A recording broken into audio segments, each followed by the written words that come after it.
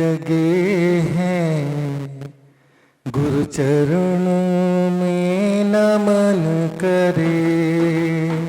धन्य हमारे भाव जगे हैं, गुरु चरणों में नमन करे। हाथ लिए हम श्रीफल लाए, पाप ताप का वमन करे। धन्य हमारे भाव जगे हैं, गुरु चरणों में नमन करे। हाथ कमंडल बगल में पीछी, पंच महाव्रत धारी। नंगे पैरों से चलते हैं ये, जन जन के उपकारी। हाथ कमंडल बगल में पीछी, पंच महाव्रत धारी। नंगे पैरों से चलते हैं ये, जन जन के उपकारी। आहार देकर पुण्य कमाए, मुक्तिपुरी को गमन करे। धन्य हमारे भाव जगे हैं, गुरु चरणों में नमन करे। हाथ लिए हम श्रीफल लाए, पाप ताप का वमन करे। धन्य हमारे भाव जगे हैं, गुरु चरणों में नमन करे।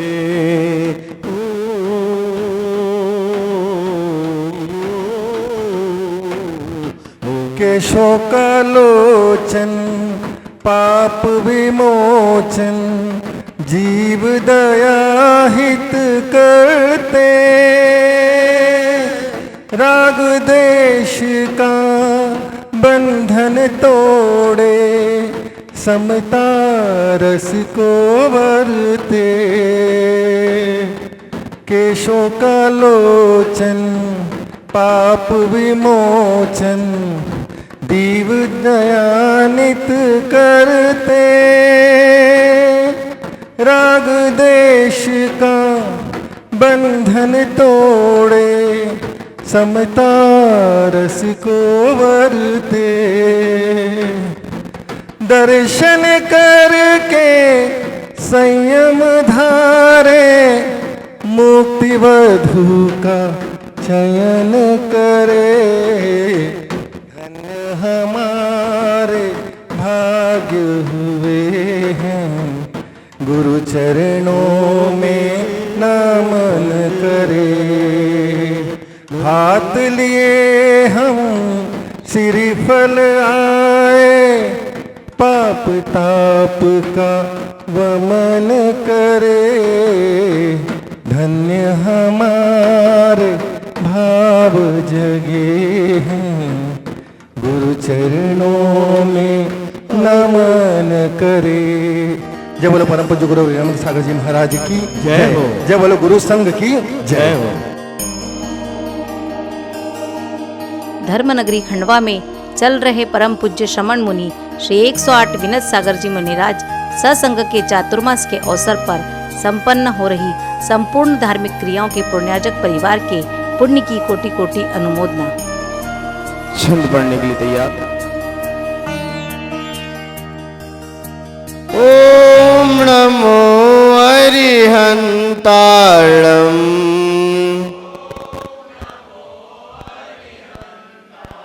ओम नमो सिद्धाणं, ओम नमो आयर्याणं, ओम नमो वज्र वज्रायणम् ॐ नमो लोहे सव्वसाहुणम् ॐ नमो लोहे सव्वसाहुणम् आपने आपको आप में वर लिया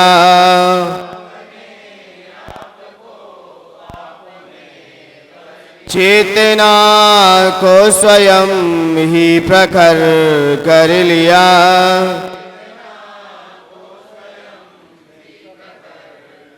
भीतरागे प्रभु हे महावीर जन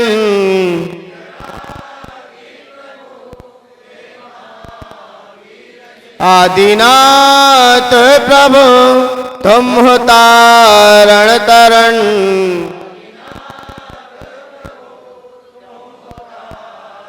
आपके द्वै चरण में विनम्र नमन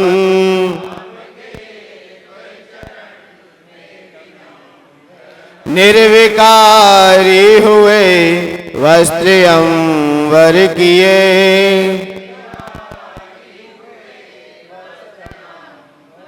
छोड़कर राग को जो दिगंबर हुए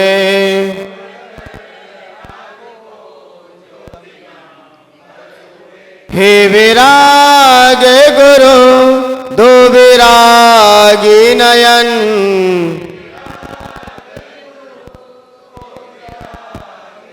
हे विनम्र गुरु दो मुझे अवसरण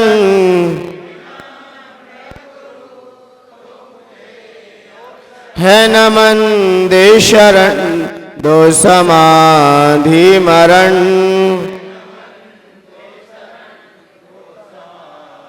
आपके द्वै चरण में विनम्र नमन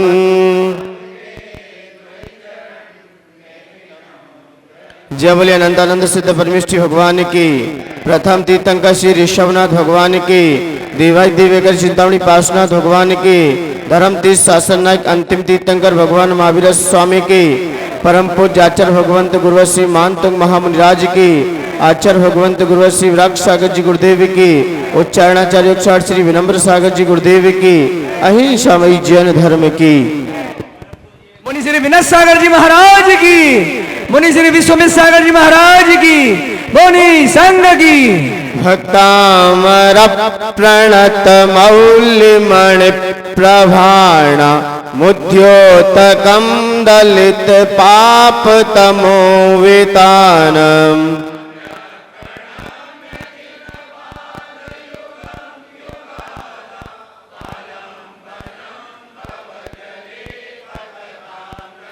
यह संस्तुता शकल वाङ्मय तत्वबोध दुद्भूत बुद्धि पटु भी सुरलोकनाथै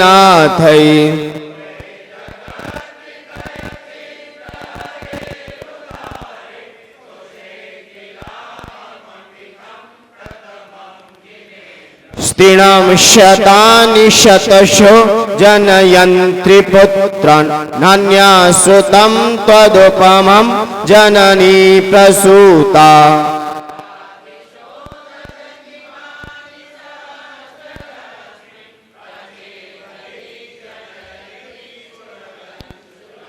प्राचीव दिग्जनयत स्फुरदंशुजालम्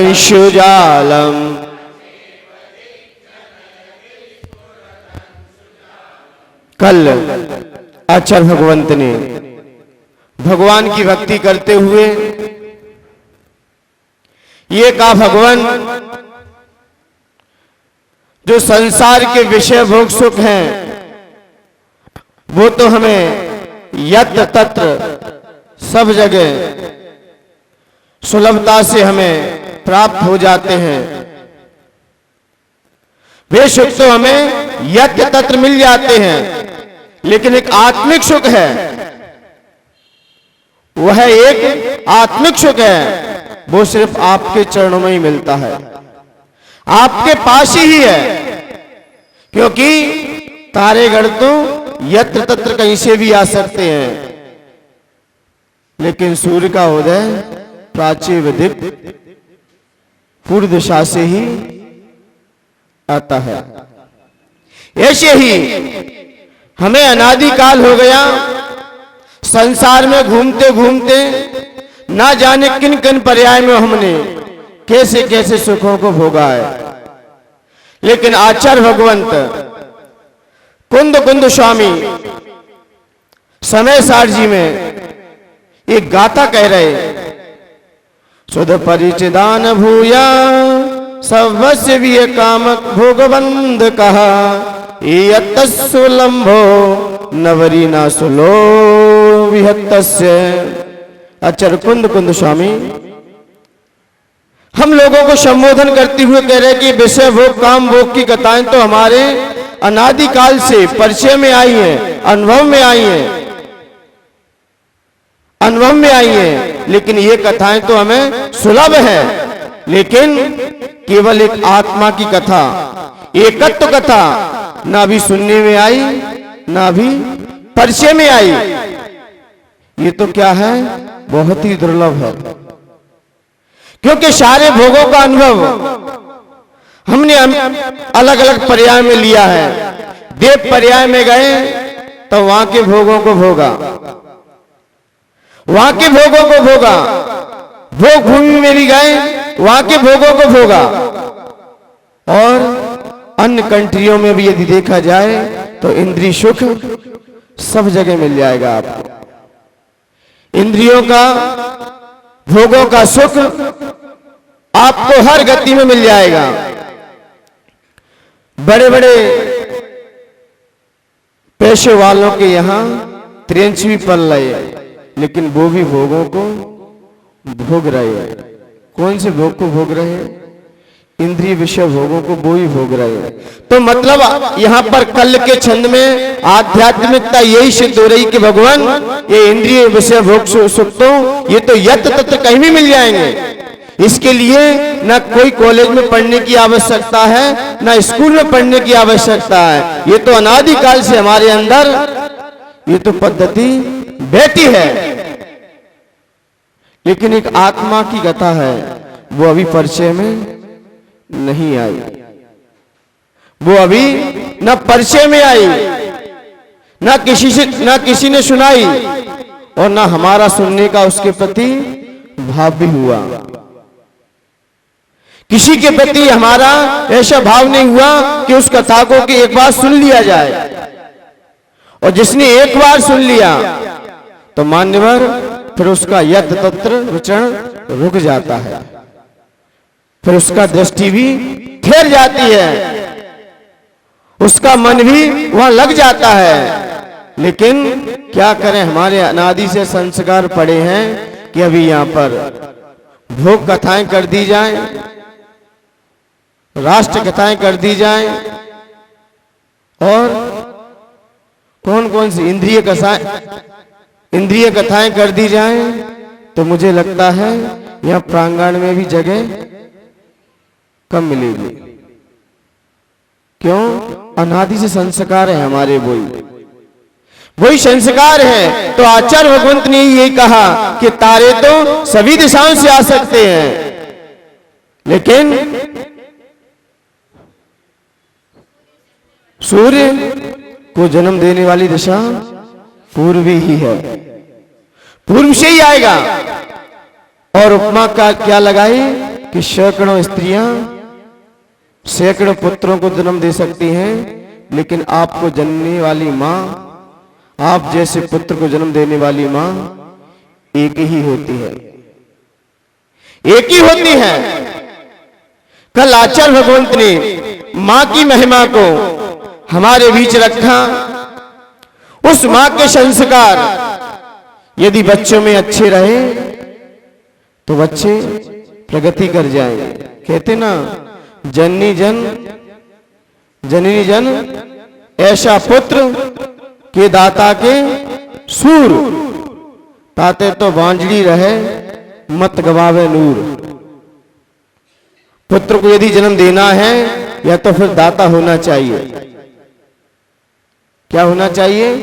दाता होना चाहिए, या फिर कोई सूरवीर होना चाहिए।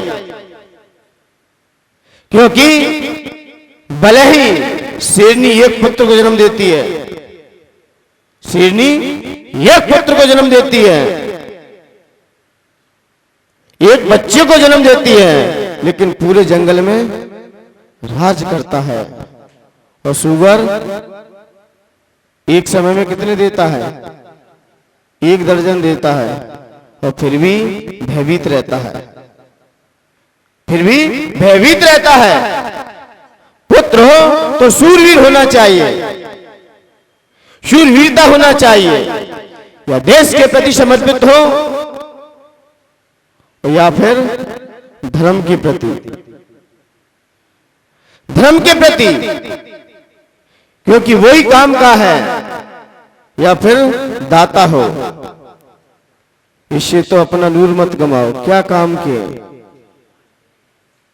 क्या काम के हैं? तो आचार्य भगवंत ने कहा कि जन्म से कोई डाकू लुटेरा नहीं होता, जन्म से कोई डाकू और लुटेरा नहीं होता। और ऐसी कौन सी रात है जिसका सवेरा नहीं होता? ऐसी कौन सी रात है जिसका सवेरा नहीं होता? और दुनिया में कई जीव आते हैं, दुनिया में, लेकिन दुनिया में कई जीव आते हैं, बहुत सारे जीवों का जन्म होता है, लेकिन हर जीव का बसेरा, हर जीव का सिद्ध सलाह पर बसेरा नहीं होता।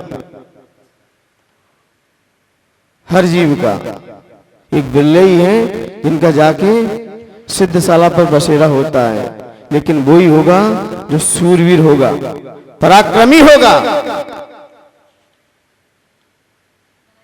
पराक्रमी होगा और तेजस्वी होगा। ऐसा पुत्र ही कुछ कर सकता है। इसलिए मान्यवर, यहां पर आचार्य भगवंत ने कहा कि मां बनने से मां अपने बच्चों को डाकू भी बना सकती है और एक सज्जन भी बना सकती है। मां के हाथ में रहता है सारा विषय। यदि छोटा बालक यदि संसार में रहता है, स्कूल में जाता है, और जाते समय वहां से कोई पेन लेके आ गया, कोई लेके आ गया पेन, और उसने मां को बता दिया, मां ने कुछ नहीं कहा, मां ने कुछ नहीं कहा, कि मौन स्वीकृति मिल गई उसे। क्या मौन रहना भी ये क्या है? स्वीकृति है। कुछ नहीं कहा, आगे चल के उसने पेन के बावजूद भी एक बड़ा डकैत बन गया। उसे फांसी की सजा होने के लिए कोतवालियों ने उसे पकड़ लिया। पकड़ लिया, पकड़ने के बावजूद भी उसे सजा हुई। जब उससे पूछा गया कि आपकी अंतिम ख्वाहिश क्या है, तब उसने कहा, मुझे अपनी मां से मिलना, एक बार मां से मिलना है। ठीक है, सामने मां आई, और जैसे ही मां को देखा तो मां का कान पकड़कर बोला, मां, यदि मैं छोटा था तब पेन लेके आया, तब तू मेरे गाल पर 2 झापड़ लगा देती, तो आज मुझे ये दिन देखने को नहीं मिलते। जो माता पिता अपने बच्चों में संस्कार नहीं दे पाते, लाल प्यार और लाड़ तो बहुत करते हैं, लेकिन लाड़ प्यार, यदि अच्छे संस्कार हैं तो लाड़ प्यार आपका अच्छा है, और बच्चा बिगड़ गया तो आप सबसे बड़े दुश्मन हो बच्चे के, सबसे बड़े शत्रु हो। लाड़ प्यार के साथ संस्कार भी देना आपका ही कर्तव्य है, आपका ही दायित्व है, आपका ही फर्ज है। कोई पड़ोसी आपके बच्चे को संस्कार नहीं देगा, आपको ही देना पड़ेगा, क्योंकि बालक आपका ही है, आपका ही है। इसलिए मान्यवर, मां की ममता यदि देखी जाए तो बच्चे के हमेशा हितैषी में रहती है। बच्चे को लाड़ प्यार इतना ही दिया जाए कि बच्चे आपकी सीमा में रहे, बच्चे आपके निगाहों में रहे। इतना लाड़ प्यार मत दे दो कि बच्चे अपने हाथ से ही चले जाएं। इसलिए मान्यवर, एक सिक्के के दो पहलू होते हैं। लाड़ प्यार इतना मिला कि बच्चा चला गया, और लाड़ प्यार इतना मिला कि बच्चा अपने अनुशासन में रहा, बच्चा अनुशासित रहा। इसलिए मान्यवर, यहाँ पर आचार्य भगवंत ने कल माँ की चर्चा करते हुए कहा कि माँ धन्य हो आपने ऐसे पुत्र को जन्म दिया। कभी कभार पुत्र से माता पिता की पहचान होती है, और कभी कभार पिता से पुत्र की पहचान होती है। पिताजी इतने प्रतिष्ठित हैं जिससे बेटा की भी आज क्या है, प्रतिष्ठा है। और कभी कभार पुत्र ऐसा काम करके दिखा देता है जिससे पिता की पहचान पुत्र से होती है। फिर पुत्र ने कोई ऐसा कार्य किया है जिससे आज माता पिता की इज्जत है, माता पिता की इज्जत है। और लोग कहते हैं कि सिद्धार्थ तो चले गए। मान्यवर, सिद्धार्थ कहीं नहीं गए, ना नाभिराय कहीं गए, आज भी जीवित हैं, आज भी जीवित हैं। क्यों? उनका पुत्र की वजह से आज भी उनका नाम है। दशरथ को कोई नहीं जानता, लेकिन जब भी रामचंद्र जी की आरती होती है तो दशरथ और कैकेयी का नाम आ ही जाता है। महावीर भगवान की जब भी आरती होगी तो त्रिशूलानंदन और सिद्धार्थ पुत्र नाम आ ही जाएगा। और लोग कहते हैं कि इस तरफ चले गए संयम की तरफ तो हमारा वंश नहीं चलेगा, हमारा कुल नहीं चलेगा। क्या सिद्धार्थ का कुल चल नहीं रहा है क्या? आज भी जयवंत है, आज भी जीवित है। और रावण का एक लख पुत सवा लख नाती, ता घर दिया न बाती। क्या बचा? पुत्र हो एक हो, लेकिन सूरवीर हो। सूरवीर तो होना चाहिए, शूरवीरता होना चाहिए। तो इसलिए आचार्य भगवंत ने कहा कि ऐसे ही मां शोभा को प्राप्त होती है जो अपने बच्चों में अच्छे संस्कार देती हैं, उसके लिए हित का विचार करती हैं। इसलिए क्योंकि इसी भारत भूमि पर भी ये 24 मां ऐसी हुई जिन्होंने 24 पुत्रों को जन्म दिया, वो भी तीर्थंकर थे। इसलिए इस भारत भूमि को भी मां की उपमा मिल गई है, और किसी कंट्री को किसी मां की उपमा नहीं मिली है, सिर्फ भारत भूमि को ही। क्यों भारत भूमि को मां क्यों कहा गया? भारत भूमि को मां क्यों कहा गया? भारत माता। कभी सुना है पाकिस्तान माता, ऑस्ट्रेलिया माता? कभी सुना है आपने? भारत को ही भारत मां की उपमा क्यों मिली? क्यों मिली? कोई पूछे ऐसा क्या विशेषता है यहाँ पर? मान्यवर, इस भारत भूमि पर संवेदनाशील जैसे लोग बस रहते हैं। यहाँ के प्राणी के अंदर संवेदनशीलता है, संवेदनाएं हैं। जब जापान से भारत का द्वितीय युद्ध हुआ था, क्या हुआ था? द्वितीय युद्ध हुआ था। और युद्ध होने के कारण जब जापान के सैनिक ने भारत के सैनिक का सामना किया, और भारत के सैनिक ने भी मुंह तोड़ जवाब दिया, फिर परास्त कर दिया। और परास्त करा, गिर पड़ा, रोने लगा, पानी पानी चिल्लाने लगा। तो भारत का सैनिक गया और जापान के सैनिक को पानी पिलाने लगा। क्या पिलाने लगा? पानी पिलाने लगा।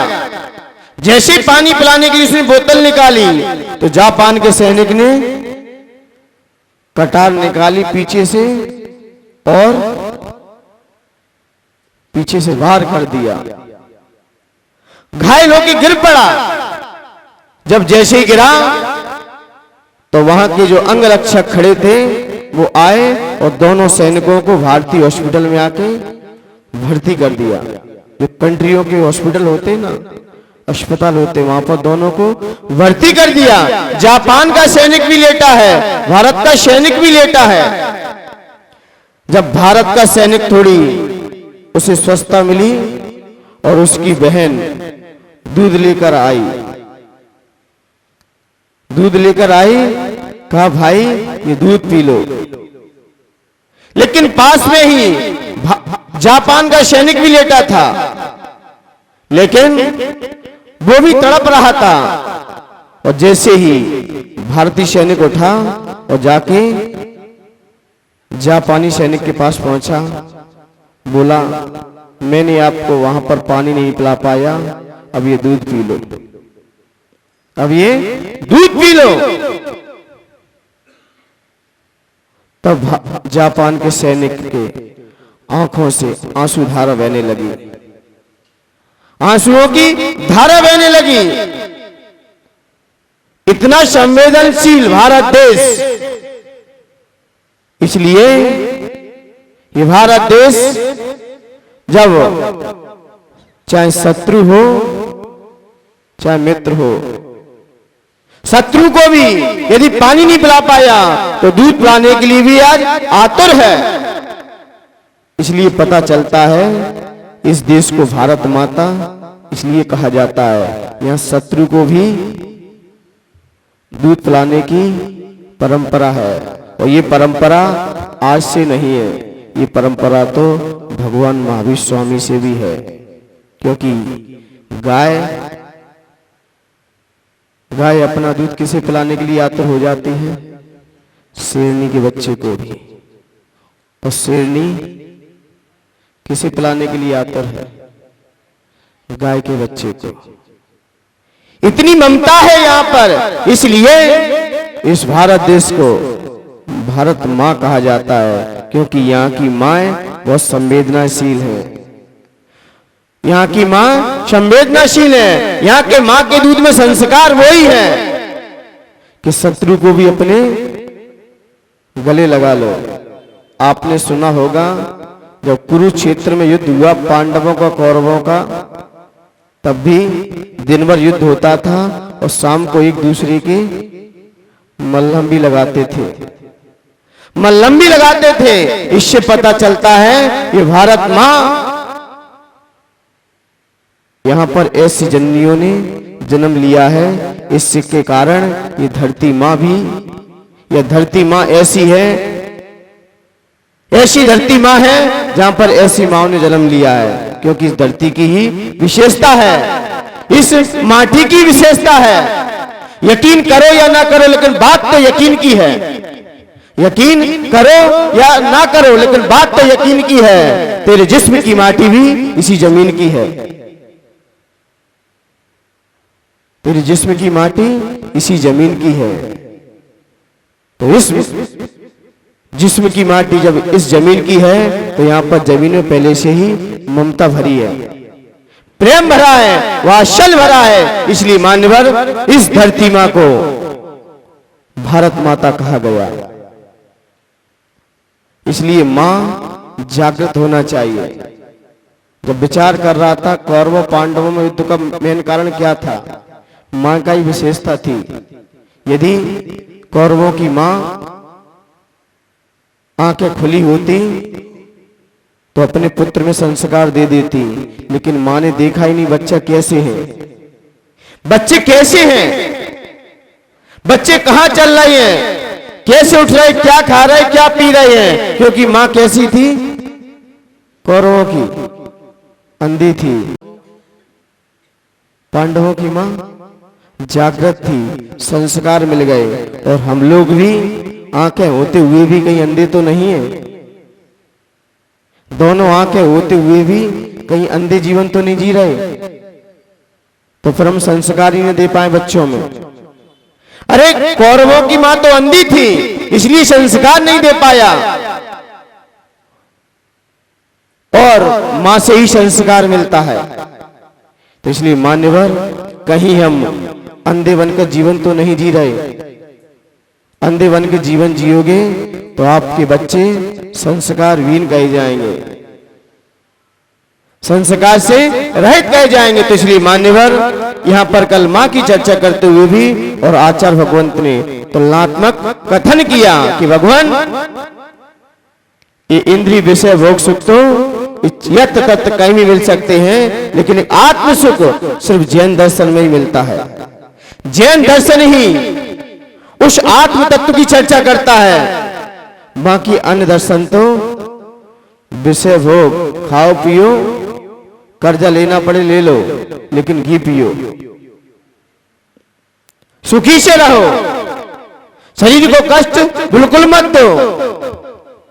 ये कौन? अन्य दर्शनों में चर्चा मिल जाएगी, लेकिन जो आत्म दर्शन की चर्चा है, जो आत्मा की चर्चा है, सिर्फ जैन दर्शन में ही है। इसलिए सभी दिशाएं तारों को तो जन्म दे सकती हैं, लेकिन एक पूर्व दिशा है जो सूर्य को जन्म देता है। तो कल ये आध्यात्मिकता भी थी इसमें। आज के छंद में आचार्य भगवंत ने अपनी चर्चा करते हुए, कल विषय था भूत पिशाच बाधा निरोधक। भूत लगते क्यों हैं, कल कारण बता दिया। भूत पिशाच लगते क्यों हमारे ऊपर, क्यों लगते हैं? कोई आया है तो बिना बुलाए नहीं आया है, आपने कोई ना कोई ऐसा कार्य किया होगा, ऐसा जरूर कोई कार्य हो गया होगा जिसके कारण ये मुझे परेशान कर रहे हैं। लेकिन वैसे कोई किसी को परेशान नहीं करता। ये भूत तो छोड़ो, ये कर्म भी आपको परेशान नहीं करता। कर्म को हमने ही बुलाया है, कर्म भी स्वतंत्र है, कर्म बिना बुलाए नहीं आता। कोई भी कर्म हो, आठों कर्म हो, चाहे मोहिनी कर्म हो, कोई भी कर्म हो, बिना बुलाए नहीं आएगा। और सबसे बड़े कर्म ही सबसे बड़े भूत हैं जी, जो संसार में हमें घुमा रहे हैं। एक भ्रम का भी भूत होता है। सबसे बड़ा भूत कौन सा है? भ्रम का। वो हम पे चढ़ गया, वो चढ़ गया, फिर तीर्थंकर भी क्यों ना उतर जाएं, उस भ्रम के भूत को भी हटा नहीं सकते, क्योंकि हमारे अंदर भ्रम बैठा है। तो भ्रम का भूत सबसे बड़ा है, सबसे बड़ा। ये कर्म भी सबसे बड़े भूत हैं, ये भी पीछा कर रहे जीव का। और ये हमने ही बुलाए हैं, क्योंकि राग द्वेष परिणति हमारी चलती है। और राग द्वेष परिणति चलेगी तो कर्म तो अपने आप आएंगे आपके पास, अपने आप आएंगे। और वो राग द्वेष ही भाव कर्म को तैयार करता है, वो भाव कर्म ही द्रव्य कर्म को तैयार करता है, और द्रव्य कर्म नो कर्म को सामने खड़ा कर देता है। और नो कर्म ही हमें राग द्वेष में कारण बैठता है। ये चक्र चलता ही रहता है। बुलाता कौन है? मैं ही बुलाता हूं। ऐसे ही ये कर्म सबसे बड़े भूत हैं। और ये भूत पिशाच व्यंतर आदि लगते ही हमने ही बुलाए हैं। इसका उपाय क्या है? सबसे बड़ा उपाय यही है कि जैसे आपने बुलाया है, इनको बुलाया है, आप हाथ जोड़कर इनसे क्षमा याचना कर सकते हैं। कहीं पर कोई गलती हो गई हो, बोले मिथ्यात्व नहीं हो जाएगा। अरे मिथ्यात्व से कहते हैं तत्वों पर अश्रद्धान होना। लोग मिथ्यात्व ऐसे कह देते जैसे कि ये टिकट यहीं से काट रहा है, मिथ्यात्व का। तत्वों पे अश्रद्धान होना, पदार्थों पे अश्रद्धान होना, द्रव्यों पर अश्रद्धान हो जाना, ये मिथ्यात्व की श्रेणी में चला जाएगा। लेकिन कोई मुझे परेशान कर रहा है, मेरे ऊपर हवाएं लगी हैं, कुछ मत कीजिए, श्रीफल लीजिए, जिनेंद्र भगवान के सामने खड़े हो जाइए कि भगवान, यदि भूलवश, अज्ञानवश, प्रमादवश यदि आपकी मुझसे अवहेलना हो गई हो, अनादर हो गया हो, आपकी आज्ञा का पालन नहीं किया हो, और कोई आपके ही सेवक, आपके ही दास से कुछ गलती हो गई हो, तो मैं आपसे क्षमा मांगता हूं, क्योंकि वो मुझे दिखाई नहीं देते। अब उनको कहीं स्थापित कर दो, क्षमा याचना कर लो, क्योंकि गलती हो जाती किसी से तो क्या करते आप लोग? पुलिस में क्या होता है? राजीनामा ही तो होता है भाई। राजीनामा किया जाए आपस में बैठकर, और नहीं किएंगे तो पुलिस वाले क्या करेंगे? केस बढ़ता चला जाएगा और सामने वाला टीस बनी रहेगी, दुश्मनी सामने वाले से आपकी बनी रहेगी। तो उससे क्या करते हैं? आपस में बैठकर क्या करते हैं? माध्यम कौन होते हैं? पुलिस होती है, या तो इंस्पेक्टर बैठेगा या कलेक्टर, कोई ना कोई बड़ा अधिकारी बैठेगा, दोनों में राजीनामा कराएगा। 3 लोग के नाते क्या है फिर? ये भी तो समझौता कराते हैं भाई आपस में। हो गई ये गलती, वो भी आप मेरे भक्त हैं और आप भी हो, मुझे कोई लेना देना नहीं है आपसे। बस आपस में प्रेम से रहो, एक दूसरे से क्षमा याचना कर लो। सबसे बढ़िया उपाय है क्षमा याचना। आप यदि कहीं पेड़ आदि पर आपने लघुशंका की हो तो उसी पेड़ पे आप जाएं और वहां पर निवेदन करें, इस पेड़ पर कोई भी भूत व्यंतर आदि कोई भी रहता हो या यहाँ का यक्ष देव हो, मैं उससे क्षमा मांगता हूं, गलती हुई है मुझसे, अब आगे मैं ऐसा नहीं करूंगा। चाहे गुफा हो, चाहे कंदरा हो, चाहे पहाड़ हो, चाहे पर्वत हो और चाहे नदी हो, कहीं पर भी भूल से भी अज्ञानवश कोई हो गया हो तो आपको स्मरण में लाओ उसे और वहीं पर उसे क्षमा याचना करके आओ। मुझे लगता है वो इतने भद्र प्रणामी होते हैं कि वो आपको भी क्षमा कर देंगे, क्योंकि देखा जाता है तीनों भवनात्रिक के जो देव होते हैं सबसे ज्यादा व्यंतर विचरण करते हैं और सम्यक तो सबसे ज्यादा प्राप्त करने की योग्यता रखते हैं तो व्यंतर ही होते हैं। यदि पूछा जाए कि सारे देवों में सम्यक प्राप्त करने की क्षमता और योग्यता किस देव में होती है तो मान्यवर भवनात्रिक की अपेक्षा से देखा जाए तो व्यंतरवासी बहुत जल्दी सम्यक प्राप्त करते। क्यों? क्योंकि वो यथ तथ विचरण करते रहते हैं, कहीं इस जिनालय में, कहीं उस पहाड़ पर, कहीं उस क्षेत्र पर, कहीं यहाँ कहीं वहां विचरण करते ही रहते हैं। तो इसलिए मान्यवर उनसे हमें क्षमा याचना कर लेना चाहिए, यही सबसे बढ़िया उपाय है। यत्र तत्र यामा झरवाना, इससे कुछ नहीं मिलेगा। लोग ना जाने कहां कहां सर पटकते रहते हैं, अरे गलती हुई तो क्षमा मांगो अपनी। जैन दर्शन तो क्या कहता है? गलती को स्वीकार करो अपनी, उसे एक्सेप्ट करो। और गलती आप स्वीकार नहीं करोगे तो मान्यवर सामने वाला पीछा नहीं छोड़ेगा आपका। पड़ोसी में आपस में होता है तो क्या करते आपस में? भाई क्षमा याचनी तो करते आपस में, और नहीं की तो फिर टीस बन जाती है, मौका मिलेगा तो फिर वो भी नहीं छोड़ेगा। और पहले क्षमा याचना हो गई, क्षमा याचना हो गई, लेकिन ये लोग तो क्षमा में आपको धोखा भी दे सकते हैं, लेकिन वो देव धोखा नहीं देंगे, क्योंकि सज्जनता से क्षमा मांगी है, प्रार्थना किया उसने, सामने वाले ने अपनी प्रार्थना रखी है, मुझसे क्षमा मांगी है, तो वो भी भूल जाएंगे, ठीक है क्षमा कर देंगे। और वहीं से आपके जीवन में स्वस्थता और प्रशस्तता सब आने लगेगी। इसलिए मान्यवर कल उसकी भी चर्चा थी। आइए अब इस छंद को पढ़ने के लिए तैयार होते हैं। यहाँ पर आचार्य भगवंत अब भगवान की भक्ति करते हुए, कल जन्म हुआ था, कल भगवान का क्या हुआ था? जन्म हो गया था, क्योंकि 12वें छंद और 22वां छंद इसमें भगवान के तन की स्तुति की गई है। किसकी स्तुति है? तन की। और 15वें छंद में मन की। 15वें छंद में किसकी स्तुति है? उनके मन की। और 35वां छंद आएगा वो वचन की स्तुति करेगा। यहां पर सब लिया जाएगा, मन भी लिया, वचन भी लिया और काय भी लिया और गुण भी लेंगे क्रम क्रम से। लेकिन आज उस जन्म को लेकर हम क्या करें? जन्म आपका भी हुआ है, जन्म मेरा भी हुआ है, लेकिन आपका जन्म तो मिट गया, लेकिन हम भगवान अपने जन्म को कैसे मिटे? अब ऐसा क्या करें? आ तो गए पंचम काल में, लेकिन अब क्या करें? क्योंकि सबसे बड़ा रोग है तो जन्म जरा मृत्यु ही है। और आपने उस जन्म जरा मृत्यु पर क्या कर ली है? विजय प्राप्त कर ली है, लेकिन अब हम ऐसा कैसा उपाय करें कि हम भी उस मृत्यु पर विजय प्राप्त कर लें। तो आचार्य भगवंत इस छंद के माध्यम से उस जन्म जैसे जरा मृत्यु जैसे रोग को भी उपाय इस छंद के माध्यम से आपके बीच रखेंगे। आइए पढ़ने के लिए तैयार होते हैं। त्वमामनन्ति मुनयः परमं पुमांस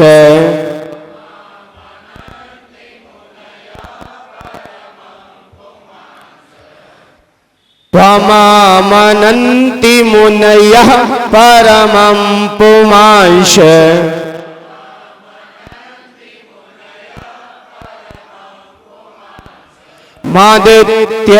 मादित्यवर्णममलं तमसा परस्तात्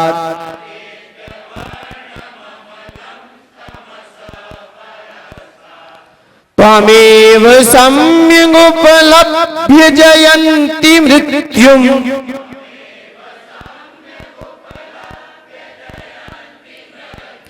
त्वमेव सम्यगुपलभ्य जयन्ति मृत्युम्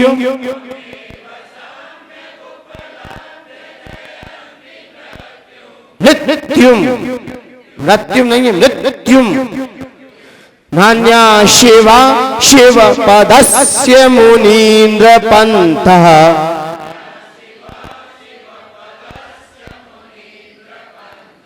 नान्या शिवा शिव पदस्य मुनीन्द्र पंथः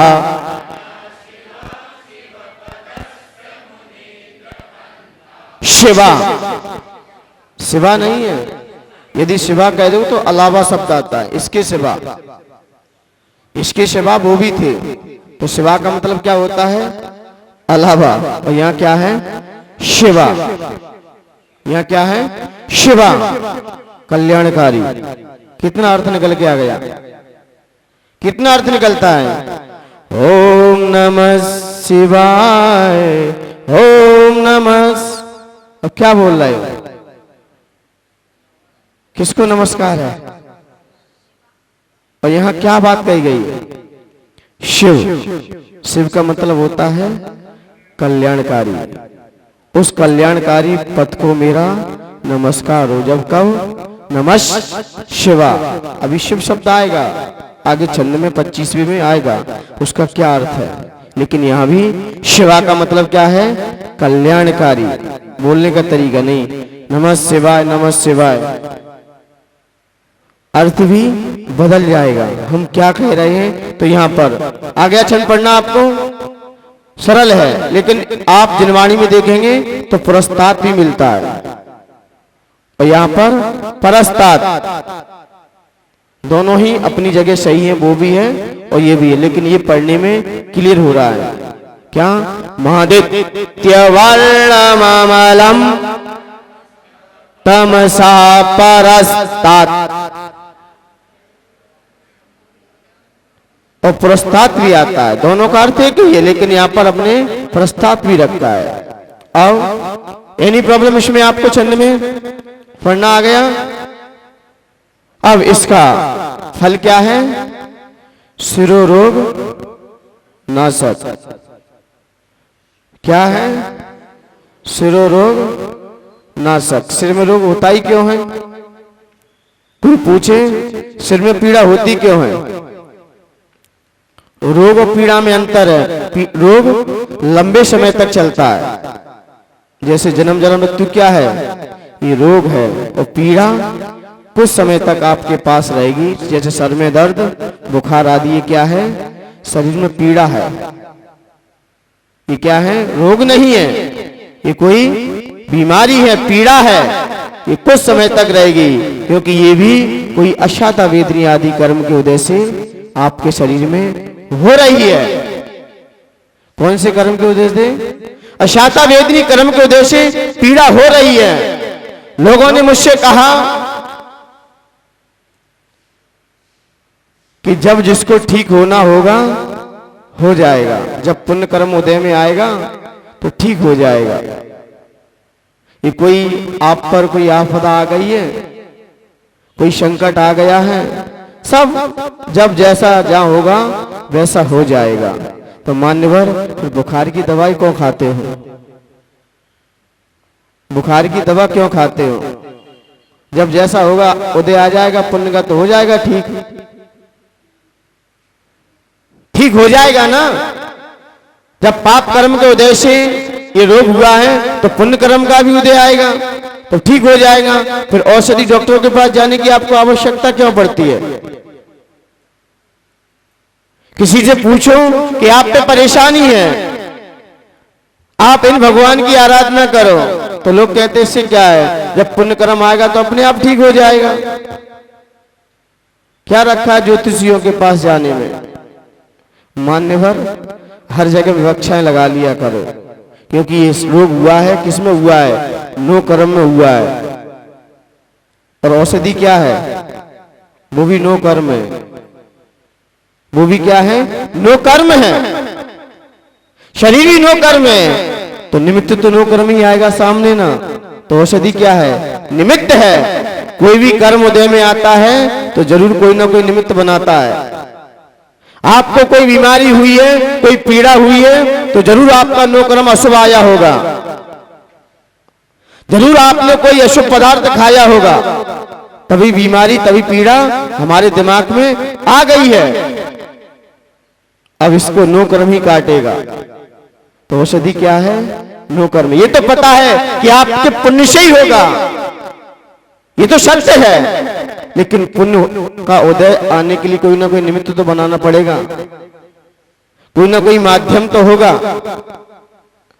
कोई ना कोई उपचार तो आपको कराना ही होगा। तो इसलिए मान्यवर ये नो कर्म है, क्योंकि बुखार आया है तो कोई ना कोई शरीर में कोई ऐसा अशुभ पदार्थ चला गया है जिससे बीमारी हो गई है, परेशानी हो गई है। तो यहां पर आचार्य भगवंत कह रहे हैं शिरोरोग नाशक, सिर में पीड़ा, ये जब छंद पढ़ोगे तो हमारी सिर की पीड़ा भी दूर हो जाएगी। लेकिन इसके अर्थ को समझकर, इसकी अर्थ को अपन समझेंगे, क्योंकि हम जितना भी भगवान का चिंतन करेंगे, मंथन करेंगे तो रोग भी समाप्त हो जाएंगे। लेकिन कैसा चिंतन?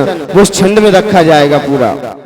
और यदि वही चिंतन हम यदि घर वालों के बारे में करेंगे, परिवारवाद वालों के करेंगे, पड़ोसियों का चिंतन करेंगे तो सर भन्ना जाता है। आप भगवान का चिंतन कितना भी करते रहना, कभी आपका सर भारी नहीं होगा। और पड़ोसियों का चिंतन कर लिया तो अभी सर भारी हो जाएगा। जब भगवान की चर्चाएं, तत्व चर्चाएं एक एक घंटे नहीं 2-2 घंटे चलती रहती हैं, लोगों को समय पता नहीं चलता, समय का पता ही नहीं चलता, और सर भी उपयोग भी लगा रहता है। लेकिन कोई डाटा ट्रांसफर करे और डाटा ट्रांसफर हो गया, फिर क्या कहते, क्या लेना देना है हमें उनसे, फालतू मूड खराब और कर दिया आके। एक तो पूरा डाटा सुन लिया और डाटा पूरा चला जाए तो क्या उसका क्या लेना देना है हमें? मतलब डाटा पूरा गया और डाटा जाने के बाद अब क्या होना है? उसे वायरल होना है। जब 2 महिलाएं आपस में बतरा रही हो तो क्या है, समझना चाहिए डाटा ट्रांसफर हो रहा है। डाटा क्या हो रहा है? ट्रांसफर हो रहा है। और जब महिला दूसरी कह ले क्या लेना देना है उनसे, तो समझना चाहिए डाटा पूरा पहुंच गया है। अब तो क्या होना है?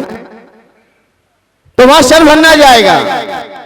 जब ये कह रहा उनसे हमें क्या लेना देना, इससे ही पता चलता है ये सर दर्द की दवाइयां दे गया मुझे, ये सर दर्द देखो चला गया।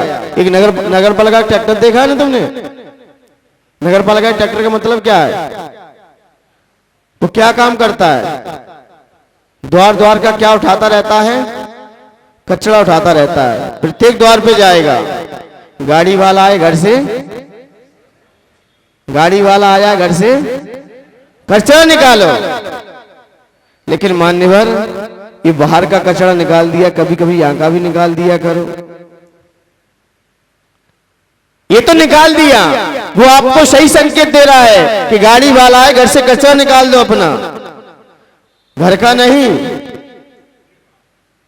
उसका निकाल दो, क्योंकि घर का कचरा सफाई करते करते तो हमें अनादिकाल हो गया। और पढ़ते भी हैं, मन मंदिर में जाया करो, झाड़ू रोज लगाया करो। लेकिन हम घर घर जाते हैं झाड़ू लगा के, मन मंदिर में नहीं गए अभी तक। वहां का कचरा वहीं भरा पड़ा है। लोग देखे ना, कहीं इस मोहल्ले में जाएंगे, इस परिवार में जाएंगे, उसकी बहू की क्या बात है, उसकी क्या बात है, सारे पूरा बायोडाटा ले लो तुम सबका। उनका यही, ऐसे व्यक्ति को हम क्या कहते हैं हमारी भाषा में? एनपी। एनपी का मतलब क्या है? नगर पालिका का ट्रैक्टर। ये क्या है? कौन आ गया सामने? अब जहां खड़ा होगा बदबू तो फैलाएगा ही, फिर खुद तो सर दर्द है ही। जब ऐसा व्यक्ति दिखता है तो क्या कहते हैं? अच्छा सर दर्द आ गया एक और। इसे खुद की खबर तो है नहीं, दूसरों की पूरी रखें। और व्यक्ति विशेषता है, अपनी चिंता नहीं है, दूसरों की पूरी ले लो, पूरी कुंडली बना देगा। पूरी कुंडली बनवा लो तुम दूसरे की, और अपनी। आचार्य भगवंत कहते अपना ध्यान रखो, अपना विचार रखो। यदि ऐसी बात हम फिजूल का कचरा अपने दिमाग में लगे घूमते रहे तो फिर कितनी भी झंडू बाम लगा लेना, कुछ नहीं होगा, कुछ नहीं होगा। फिजूल की बातें दिमाग में रखने से टेंशन ही टेंशन बढ़ती है। एक व्यक्ति था, वो अपनी पत्नी की गोदी में जाके लेट गया। क्या? लेट गया और कहा मेरे सर में बहुत दर्द हो रहा है, झंडू बाम लगा दो। तो पत्नी ने झंडू बाम उठाई और सर पे लगा दी। अब पत्नी ने पूछा, जब शादी नहीं होती तो पहले झंडू बाम कौन लगाता था आपके? पहले आपके झंडू बाम कौन लगाता था? तो मनीष भैया बैठे मां बोले, पहले दर्द होता ही नहीं था, पहले दर्द ही नहीं होता था।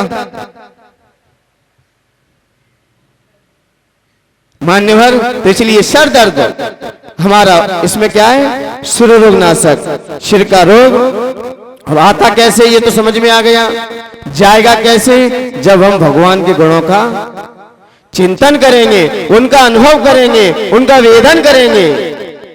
ये सुर रोग तो ठीक हो, छोटी बात है, उनका चिंतन मंथन करने से ये जन्म जन्म मृत्यु के रोग भी पलायन कर जाते हैं। इसलिए मान्यवर, यहाँ पर सर का दर्द का पीड़ा विनाशक छंद है। इसलिए मान्यवर, अच्छी भावना रखो, अच्छी भावना से ही तीर्थंकर जैसी प्रगति का बंद होता है, पढ़ने से नहीं होता। भूले हम लोगों की।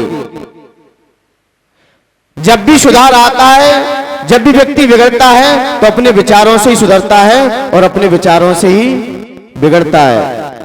विचारों पर ही पूरा खेल चलता है हमारा। और किसी को तीर्थंकर प्रगति का बंद होता है तो उत्कृष्ट भावनाओं से ही होता है। शास्त्र का स्वाध्याय करने से नहीं होगा। कितना भी तुम स्वाध्याय करते रहना, कितनी भगवान के छन्ने रगड़ते रहना, पंडित जी भगवान को अच्छे से पहुंचते रहना, कुछ भी परिवर्तन नहीं आएगा।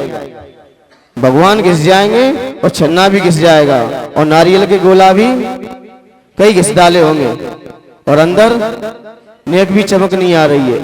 भगवान में चमक तो है, दिखना क्या चाहिए? अपने मन मंदिर में तो चमक लेके आओ। वो जब भी चमक आएगी, जब भी आपकी आत्मा चमकेगी तो अपने विचारों से ही चमकेगी। श्रेष्ठ विचारों से, श्रेष्ठ विचारक की ही कीमत है। भगवान की हम क्यों पूजा करते हैं, क्यों संतों को हार देते हैं? हड्डी खून मांस तो वही है, वही आत्मा उनके अंदर है, सब कुछ वही है, फिर भी हम क्यों प्रणाम करते हैं? तो इससे पता चलता है ये श्रेष्ठ विचारक हैं,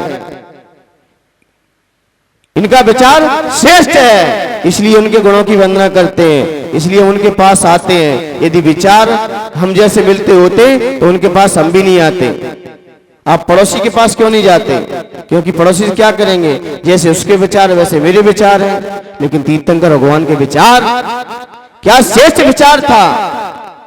ऐसा विचार मेरे अंदर आ जाए, बस ये भावना लेके हम भगवान के चरणों में, गुरुओं के पास आते हैं। और कोई मतलब नहीं जाते हमारा, क्योंकि उनसे श्रेष्ठ विचारक दुनिया में हमें दूसरा दिखाई नहीं देता। कितना उत्कृष्ट विचार था, कितना चिंतन था उनका, क्या श्रेष्ठ भावनाएं थी। उस भावनाओं के बल पर तीर्थंकर जैसी प्रगति का बंद कर लिया। अब इससे ऊंची प्रगति कोई नहीं है, इसका नोकरम भी कोई नहीं है, प्रतिपक्षी प्रगति भी नहीं है। ये तीर्थंकर प्रगति ऐसी है, इसकी प्रतिपक्षी प्रगति नहीं मिलेगी आपको कि जिससे हम नाश कर दें। जैसे कि असाता के लिए कौन सी प्रतिपक्षी बैठी है, साता बैठी है, तो साता का वो काम भी करोगे, लेकिन तीर्थंकर के लिए प्रतिपक्षी प्रगति है ही नहीं। इसकी क्या है इसके लिए? तो आचार्य भगवंत ने कहा श्रेष्ठ भावनाएं, आपकी श्रेष्ठ भावनाएं होंगी तो तीर्थंकर जैसी प्रगति का ही बंद कर सकते हैं। इसलिए मान्यवर यहाँ पर श्रेष्ठ भावनाओं की चर्चा करते हुए यहाँ पर चर्चा की, जाप भी वही है, जाप भी विचारों को लेकर चलेगी। आइए इसकी जाप देखते हैं, फल तो समझ में आ गया। श्रेष्ठ विचार हम करें, ये रोग भी हमारे अंदर से पलायन कर जाएंगे। कहते ना, खोटी सोच और पैर की मोच कभी आगे नहीं बढ़ने देगी, सोच ऊंची रखो। आइए इसकी जाप है, ओम ह्रीम रम नमो आशी विषाणम, ओम ह्रीम रम नमो आशी विषाणम, ओम ह्रीम रम नमो आशी विषाणम। ऐसे मुनिराज जिनके शब्द ही साकार हो जाते हैं, इनके शब्द ही साकार हो जाते हैं। यदि ये कह दें कि आपका लाभ हो, बस कह दें जी। और आशीर्वाद का मतलब क्या कहते हैं? आशीर्वाद और क्या है? दुआएं, अभिशाप और वरदान, यही तो है शब्द। आशीर्वाद, अभिशाप और दुआएं और वरदान, ये कैसे मिलेंगे? गुरुओं के पास क्यों आते हो आप लोग? भगवान के पास क्यों आते हो?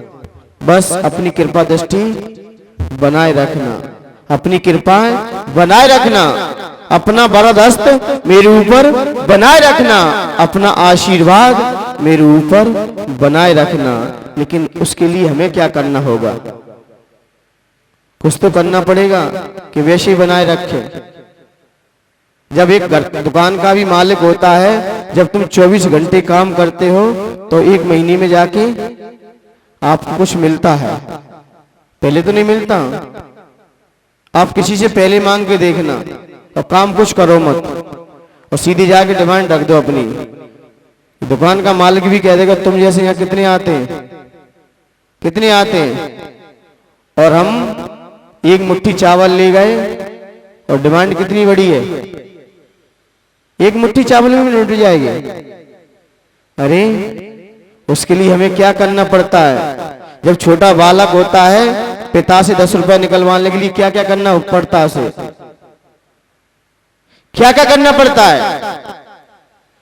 सेवा करनी पड़ती है, उनकी आज्ञा में रहना पड़ता है, उनके अनुशासन में रहना पड़ता है। आप उनकी आज्ञा अनुशासन में रहेंगे, सेवा में रहेंगे, तो मान्यवर पिता की विरासत उसी के हाथ में चली जाती है। ये मांगने से नहीं आती, ये मांगने से नहीं आती, ये तो अपनी लघुता और किससे आती है? प्रेम से, भक्ति से। अपने आप देंगे, अपने आप वस्तु मिले आपको, तो समझना चाहिए हमारे अंदर योग्यता आ गई है, क्षमता आ गई है। और किसी से छीना जाए तो ये क्या है? किसी से वस्तु को छीन के लिया जाए, ये क्या है? लेकिन वो वस्तु आपको बरकत नहीं करेगी। और पिता खुशी से दे दे तो वो आगे चल के बहुत काम करती है, प्रगति करती है। हमें खुशी से मिलना चाहिए। इसलिए आचार्य भगवंत ने कहा है, अधिकार से पहले अपने कर्तव्य को समझ लो। लोग अधिकार छीनना चाहते हैं, अधिकार दिखाना चाहते हैं और कर्तव्य को भूल जाते हैं। कर्तव्य करते रहो आप अपने कर्तव्यनिष्ठ व्यक्ति ही, कर्तव्यनिष्ठ व्यक्ति ही आगे चल के भगवान के गुणों को पा लेगा। और कर्तव्यनिष्ठ नहीं है, अधिकार दिखाते रहे, मिल तो जाएगा आपको, लेकिन आप प्रगति नहीं कर सकते, प्रगति नहीं कर सकते। और खुशी से कोई चीज मिल जाए वो बहुत वही आशीर्वाद है। ये वस्तु तो एक बहाना है, वस्तु तो क्या एक बहाना है। आपने मंगल कलश यहाँ का लिया, आप मंगल कलश बाजार से भी यहां से भी अच्छा खरीद सकते थे, चाहे मंगल कलश हो, चाहे फिर चतुर्मास कलश हो, चाहे भक्तांबर कलश हो, कोई भी कलश हो XYZ कलश तो आप अच्छे से अच्छा बनवा भी सकते हो, बाजार से खरीद भी सकते हो, लेकिन फिर यहां से क्यों लिया? क्योंकि वह कलश नहीं, वो कलश किसके हाथ से जाएगा, उसमें ही सारी दुआएं, आशीर्वाद सब उसमें नियत है, सब उसमें है। लेकिन जा किससे हाथ से रहा है, बस महत्वता इसकी है। जितना उत्कृष्ट व्यक्ति होगा, जितना श्रेष्ठ साधक होगा, उसके हाथ से कोई चीज मिल जाए, मिट्टी भी क्यों ना दे रहे। आचार्य विमल सागर जी गुरुदेव क्या देते थे, पढ़ते ना, वो वचन कह देते थे, वो भी सत्य हो जाते थे। सत्य हो गया वाक्य वही जो गुरुमुख ने उच्चारा, उन्हें मृत्यु ने उन्हें मृत्यु ने हमें मृत्यु के समाचार ने मारा। उनके भजन में भी लिखा है, वो जो कह देते थे सत्य हो जाता था। वो किसी को चूल्हे की राख भी दे देते, उससे भी बुखार उतर जाते थे, लोगों के उतर जाते थे। क्या था ऐसा आचार्य विमल सागर जी गुरुदेव के अंदर, क्या था ऐसा? उनकी भावनाएं थी, वात्सल्य प्रेमी थे, उनकी साधना निर्मल थी। कहते ना, साधना वो हकीकत है जो बताई नहीं जाती, साधना वो हकीकत है जो बताई नहीं जाती। भक्ति की वो घटाएं हैं स्वयं बरसती हैं, बरसाई नहीं जाती। भक्ति की घटाएं स्वयं बरसेंगी, बरसाई नहीं जाती। भक्ति स्वयं होती है, किसी से कहने पे नहीं होती। और कहने पे हो तो दिखावटी, बनावटी, सजावटी हो सकती है, लेकिन रियलिटी भक्ति स्वयं है। इसलिए कहा है साधना वो हकीकत है, किसी से नहीं बताई जाएगी। किसी से नहीं कहेगा साधना करने वाला कि हमने इतने व्रत किए, इतने उपास किए, कुछ नहीं कहेगा, क्योंकि पुण्य है। पुण्य को दाब के रखो, पुण्य जितना दबेगा उतना बढ़ेगा। और पुण्य आपने वायरल कर दिया तो पुण्य डैमेज हो जाएगा, क्योंकि ज्यादा पता चल जाए। औषधि भी होती है ना, अब बात ध्यान रखना, आशीर्वाद हुआ और औषधि हुई और साधना हुई, ये गुप्त में ही होती है। किसी को कोई बीमारी है, आप जरा विचार करना, कोई महाराज जी का स्वास्थ्य खराब है और आपको औषधि देना है, तो चुपचाप दे दो, इस हाथ को भी पता ना चले, क्योंकि दवा और दुआ गोपनीय होती है, ये बता के नहीं होती, ये अंदर से होती है। दवा यदि आप औषधि खाते हो तो किसी को, पड़ोसी को भी पता ना चल जाए कि इनकी औषधि चल रही है, नहीं तो औषधि अपना असर कम कर देती है, कम कर देगी। और औषधि दान देने से ही तीर्थंकर जैसी प्रगति का ही बंद हुआ था। किसको और कैसे दी उन्होंने औषधि? ना देने वाले को पता, ना लेने वाले को पता। और यहां चौके में तो गोली चलाओ, गोली चलाओ, महाराज जी को पूरे गांव में हल्ला कर दो, पूरे गांव में। अरे महाराज जी को आरती भी कराओ ना, तो भोजन भी तो सबसे बड़ी औषधि है। भोजन क्या है? सबसे बड़ी औषधि है। भोजन भी चिल्ला के नहीं देना चाहिए। थाली में गिलास खत्म हो जाए या रोटी खत्म हो जाए तो उनके कान में भी सपना पड़ जाए कि खत्म हो गया है। चौके में अंदर चुपचाप जाएं और रख दें, चिल्लाए नहीं चौके में। दूध चलाओ, दूध चलाओ। आप जरा विचार कीजिए, घर पे मेहमान आते हैं, ये विचार का विषय है। आपके घर में मेहमान आ गए, 4 मेहमान टेबल पे बैठे हैं, नमकीन रखी है, सारा मिष्ठान रखा है, मिष्ठान खत्म हो जाता है, 4 मेहमान बैठे हुए हैं और मिष्ठान खत्म हो गया और मिष्ठान खब रहा है, 1 पीस बचा है, तो आप क्या कहते हो? अपनी पत्नी से मिष्ठान बुलवाना रखा है तो कैसे कहोगे? यहीं से चिल्लाओगे? टेबल पे बैठ के, टेबल बैठ के चिल्लाओगे क्या? क्या कहोगे? चुपचाप कहो, कान में कह दोगे या आंखों ही आंखों से बातें कर लोगे। यह बुद्धिमानता। और महाराज जी की चौके में ये विचार नहीं है, वो तो एक अभ्यर्थी है, उसके सामने आप कितनी प्रतिष्ठा, उसका इतना सम्मान, और महाव्रती गया है। इससे पता चलता है ये दिमाग से अभी समझ नहीं पाए। और बाहर के लोगों तो मौन से हाथ देखना चाहिए, उन्हें कुछ नहीं चिल्लाना चाहिए, शांति से। तुम्हें अंदर की स्थिति नहीं पता क्या है। बाहर के लोग तो बस तिरंजी की तरह वो अनुमोदना करते हैं ना, अनुमोदना तिरंजी लोग करते हैं ना, वो दे नहीं सकते हार। अनुमोदना का अधिकार तो तिरंजी को ही मिला है, मुझे शास्त्र में तो यही प्रमाण मिला है पढ़ने के लिए। भाई उनके यहाँ 100 सूतक है तो देख सकते हैं, लेकिन दिला तो सकते भाई आप चौका लगाओ। लेकिन अनुमोदना कौन करते तो सबको पता है, बता भी दिया है। तो इसलिए बाहर के लोगों तो हाथ जोड़ ले, बाहर से देखते रहे बस और चले जाए, क्योंकि अंदर की स्थिति आपको नहीं मालूम। और दूध खत्म हो गया है, आपने कहा दूध लेके आओ, और सामने वाला दूध इसलिए लेके आ रहा है क्योंकि दूध में मक्खी चली गई, अब कैसे चलाए? इसलिए चिल्ला के शर्मिंदा मत करो चौके वालों को। चिल्लाते हैं तो चौके वाले हाथ दबा देते, समझ जाओ। और कान में कह देते तो वो भी आपको कान में कह देता, और आपने चिल्लाया और अंदर चीज खत्म हो गई। अब क्या किया आपने? शर्मिंदा किया कि नहीं किया आपने से? आपको नहीं पता उस दाता की क्या स्थिति है, क्या स्थिति है। तो बड़ा समझदारी से, ऐसे श्री कृष्ण ने तीर्थंकर प्रगति के बंद ऐसे नहीं किया था। औषधि को कैसे दिया था? कैसे दिया था? मुनि महाराज को भी नहीं पता, और वो आज दे नहीं सकते लेकिन दिला सकते थे। उन्होंने औषधि को लड्डू में बनाया और सब जगह भिजवा दिए, न देने वाले को पता न लेने वाले को पता, और महाराज जी स्वस्थ हो गए। जिनको दिया है, जिसने दिया है उसे क्या हुआ है ये प्रमाण नहीं मिला है, लेकिन जिसने अपने दिमाग लगाया है उसकी कथा यह शास्त्र में लिख गई है।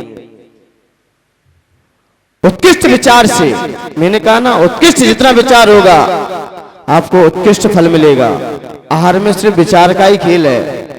आहार देना तो एक छोटा बच्चा भी दे लेता है, छोटे छोटे बच्चे भी तो वो भी आहार दे के चले आते हैं, और बड़े बड़े भी आहार दे लेते हैं। लेकिन बुद्धिमानता किसमें है? किसमें है? आहार देना नहीं, आहार कराना कठिन है। किस तरीके से दिया जाए, क्योंकि 24 एक समय का रहता है। इसलिए औषधि गुप्त होना चाहिए, आशीर्वाद भी गुप्त होता है, और साधना भी गुप्त होती है, किसी को बताई नहीं जाती कि मैंने ये किया, मैंने वो किया। तो सामने वाला कहेगा भाई किया तो अपने लिए किया है, मेरे लिए क्या है? तो ये गोपनीय होती है। जितनी गोपनीय रहेंगी उतना असरकारी बनेंगी, और नहीं तो फिर सरकारी बन जाएंगे। और सरकारी औषधि, सरकारी दवा असरदार होती है कि नहीं होती है? इसलिए मान्यवर, तो यहाँ पर आशीविश ऐसे इनके वचन भी साकार हो जाते हैं। इन्होंने जो कह दिया वो होके रहता है, फिर कुछ भी कह दें। दीपायन मुनि ने सिर्फ ये कह दिया था, क्योंकि क्रोध का सद्भाव तो बैठा रहता है। क्रोध की लब्धि तो मुनिराज के पास है, लेकिन इसका उपयोग और सदुपयोग कैसा हो ये तो वो ही जाने। क्योंकि लब्धि तो है, क्योंकि संजलन अभी कसाय बैठी है, और अंतर मूर्ति की वो भी सब कुछ कर सकती है। जब चरम सीमा ले ले तो 144 किलोमीटर की द्वारिका एक संजलन क्रोध से ही पूरी दह गई। लेकिन लब्धि तो है, अब इसकी प्राप्ति कैसे हो जाए? और जब उद्वेग होता है तो ज्ञान भी दब जाता है। जब कसाय का उद्वेग आए तो फिर ज्ञान भी धरा रह जाता है, कोई काम नहीं कर पाता, क्योंकि कसाय का उद्वेग तीव्र आता है जब भी आता है, और क्रोध आता अंतर्मुक्त के लिए ही है। लेकिन क्षमा है, इसकी कोई सीमा नहीं है। क्षमा की कोई सीमा ही नहीं है। लेकिन क्रोध तो सीमा में बांध के रख दिया है। क्षमा कब तक धारण करता है? क्षमा जिंदगी भर तुम ले सकते हो, लेकिन क्रोध अंतर्मूर्त के लिए आएगा, लेकिन आएगा उसमें क्या करा दे हम कह नहीं सकते। दीपायन मुनि को क्या आ गया था? छठवें गुणस्थान में थे, भावलिंगी थे, क्योंकि तेजस पुतला छठवें गुणस्थान में निकलता है। शुभ निकलेगा तो आपको समाधान करके आएगा, शुभ निकलेगा तो सुवृक्ष जहां दुर्वृक्ष फैला होगा वहां प्रगति को अच्छा कर देगा, अच्छा वातावरण हो जाएगा। और यदि अशुभ निकल गया तो सब भस्म करेगा। इसलिए मान्यवर यहाँ पर आचार्य भगवंत ने चर्चा करते हुए कहा कि भगवान ऐसे मुनिराज जो आशी विष है लेकिन प्रयोग नहीं करते विद्या का, आपका ऐसा होगा, नहीं तो जिनलिंग है, नहीं तो राग देश पैदा हो सकता है, लेकिन ये विद्या का प्रयोग नहीं करते हैं, लेकिन कर सकते हैं जब धर्म पे संकट आए, जब सीमा से पार हो जाए, जैसे दीपायन मुनि ने किया। इसलिए आशी विष ऐसे मुनिराज विदेश क्षेत्र में विराजमान है, इनके शब्द ही साकार हो जाते हैं। ऐसे मुनिराज को मेरा मन से, वचन से, काय से बारंबार नमस्कार हो, नमस्कार हो। आइए इसका अर्थ देखते हैं। त्वामा मनंती, क्या? त्वामा मनंती, आपको मानते हैं, मनंती मानते हैं, मुनिया मुनिजन परमम पुमांस, आपको क्या मुनिजन आपको क्या मानते हैं? परम पुमांस मानते हैं, आपको श्रेष्ठ मानते हैं, ठीक है ना? परम पुमांस यानी कि श्रेष्ठ पुरुष आपको मानते हैं। कौन? मुनिजन। मुनिजन आपको क्या मानते हैं? श्रेष्ठ मानते हैं। और मादित्य वर्ण, और आपको वो कैसा मानते हैं?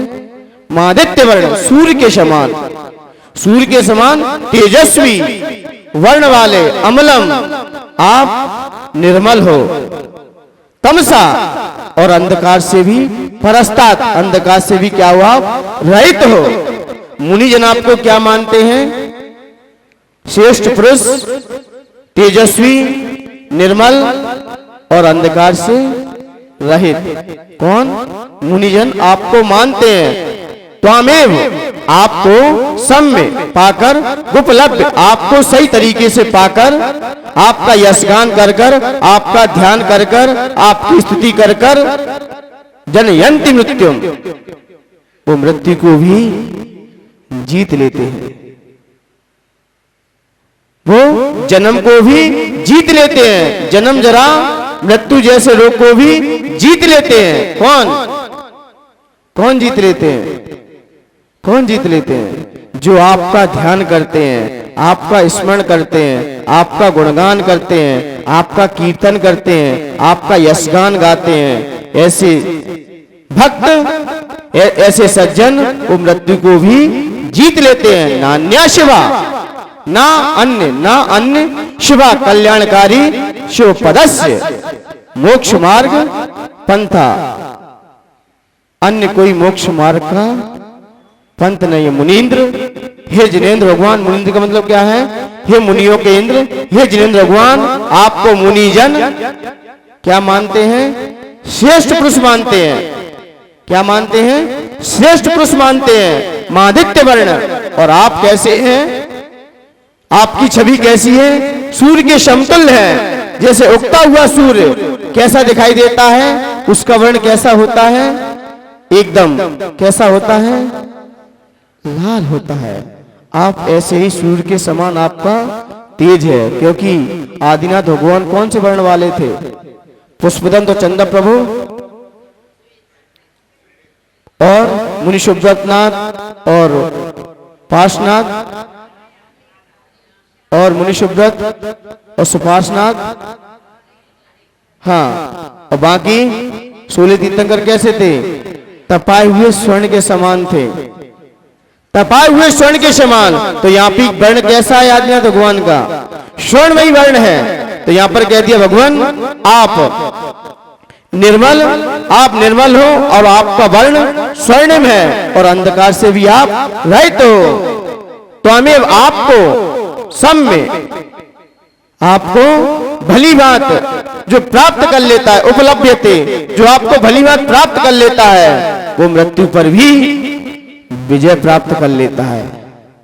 नान्या शिवा अन्य कोई कल्याणकारी रास्ता नहीं है, अन्य कोई दूसरा हमें कल्याणकारी रास्ता दिखाई नहीं दे रहा है जिससे हम मृत्यु को जीते हैं, क्योंकि सबसे बड़ा भय व्यक्ति के अंदर बैठा है तो मृत्यु का ही बैठा है।